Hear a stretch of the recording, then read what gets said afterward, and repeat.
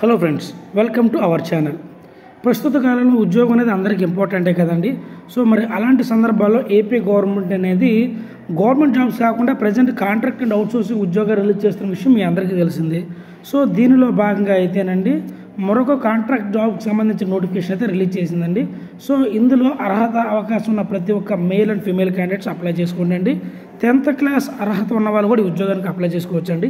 అవునండి, ఈ ఉద్యోగాలకి 10th క్లాస్ నుంచి కూడా అప్లై చేసుకోవచ్చు. ఇంకా మనం డైరెక్ట్గా నోటిఫికేషన్లోకి వెళ్తేనండి, మొట్టమొదటిగా జీటీఏ ఎంఎన్ఓ ఎఫ్ఎన్ఓ అయితే పోస్టులు అయితే ఉన్నాయండి. ఇది 10th క్లాస్ అర్హత అయితే భర్తీ చేయనున్నారు. ప్రతి నెల 15,000 రూపాయల శాలరీతో అవుట్సోర్సింగ్ బేస్ మీదనైతే ఈ ఉద్యోగాన్ని భర్తీ చేయనున్నారు. ల్యాబ్ అటెండెంట్ విషయానికి వచ్చేపాటికి 10th క్లాస్తో పాటు ల్యాబ్ అటెండెంట్ కోర్స్ చేసినా లేదంటే ఇంటర్మీడియట్లో ల్యాబ్ అటెండెంట్ వొకేషనల్ కోర్స్ చేసినా కానీ ఈ ఉద్యోగానికి అప్లై చేసుకోవచ్చు. ప్రతి నెల 15,000 రూపాయలు అయితే ఇవ్వనున్నారు. అవుట్సోర్సింగ్ బేస్ మీద అయితే ఈ ఉద్యోగాన్ని అయితే భర్తీ చేయనున్నారండి. ల్యాబ్ టెక్నీషియన్ విషయానికి వచ్చేపాటికి కాంట్రాక్ట్ బేస్ మీద అయితే భర్తీ చేయనున్నారు. ప్రతి నెల 32,670 రూపాయల శాలరీ అయితే ఇవ్వనున్నారు. ఎడ్యుకేషన్ క్వాలిఫికేషన్ వచ్చేపాటికి డిఎంఎల్టీ కానీ బీఎస్సీలో ఎంఎల్టీ కానీ లేదంటే ఇంటర్మీడియట్లో వొకేషనల్ కోర్స్ చేసి గవర్నమెంట్ హాస్పిటల్లో 1 year పాటు అప్రెంటిస్షిప్ చేస్తుంటే ఈ ఉద్యోగానికి మీరు అప్లై చేయొచ్చు. రేడియోగ్రాఫర్ విషయానికి వచ్చేపాటికి కాంట్రాక్ట్ బేస్ మీద 35,570 రూపాయలు ఇవ్వనున్నారు.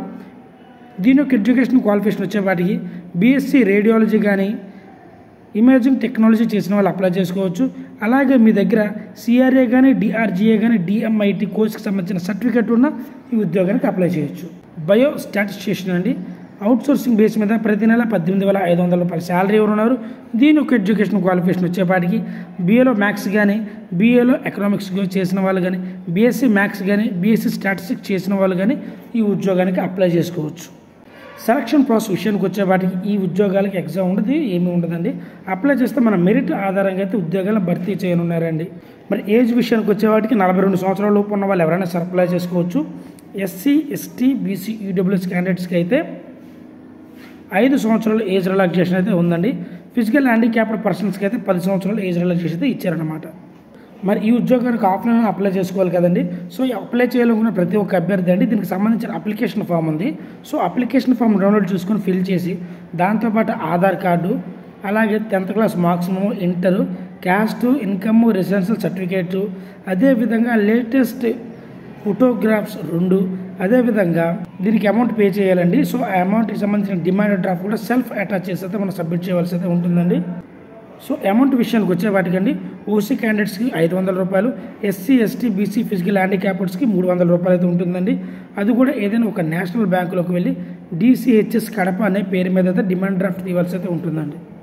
ఈ నోటిఫికేషన్ మనకి అఫీషియల్గా government of Andhra Pradesh health medical and family welfare department district of secondary health నుంచి అయితే అఫీషియల్గా రిలీజ్ అయిందండి. ఇందులో భాగంగా అయితే ప్రజెంట్ అవుట్సోర్సింగ్ కాంట్రాక్ట్ బేస్ మీద అయితే 5 రకాల ఉద్యోగాలు భర్తీ చేయనున్నారు. బట్ ఇక్కడ జరిగే విషయం ఏంటంటే దీనికి కడప డిస్ట్రిక్ట్ వాళ్ళు మాత్రమే అప్లై చేయాలండి. ఈ నోటిఫికేషన్ మనకి 8/4/2025 అయితే అఫీషియల్గా రిలీజ్ చేశారు. అప్లై చేసుకుంటే లాస్ట్ డేట్ 16/4/2025 ఉదయం 10:30 నుంచి సాయంత్రం 5 గంటల లోపు, అది కూడా వర్కింగ్ డేస్లో వర్కింగ్ టైమ్స్లో మాత్రమే అప్లై చేసుకోవాలండి. సో అప్లై చేయడానికి అడ్రస్ విషయానికి వచ్చేపాటికి అప్లికేషన్ సబ్మిట్ చేసే అడ్రస్ విషయానికి వచ్చేపాటికి office of the district coordinator of hospital services DSH Kadapa O block new collectorate Kadapa YSR district in office అండి. సో ఇక్కడికి వచ్చైతే మనం డైరెక్ట్గా ఇవ్వాలండి, పోస్ట్ కాదండి. డైరెక్ట్గా ఇస్తేనే మన అప్లికేషన్కి సెక్యూర్గా ఉంటుందండి. ఈ నోటిఫికేషన్ సంబంధించిన అఫీషియల్ నోటిఫికేషన్ కానీ అప్లికేషన్ ఫామ్ కానీ డిస్క్రిప్షన్లో లింక్ ఇస్తానండి. అందులోకి వెళ్ళి మీరు 1-2 సార్లు చెక్ చేసుకున్న తర్వాత ఈ ఉద్యోగానికి అప్లై చేయండి. అప్లికేషన్ ఫామ్ స్క్రీన్ మీద కనబడుతున్న విధంగా ఇలా ఉంటుందండి. సో ఈ అప్లికేషన్ ఫామ్ ఫిల్ చేసి ఆ ఫైల్స్ కానీ ఆ జిరాక్స్ కాపీస్ కానీ స్టడీ సర్టిఫికేట్స్ అన్నీ సెల్ఫ్ అటాచ్ చేసి సబ్మిట్ చేయవలసి అయితే ఉంటుందండి. Thank you.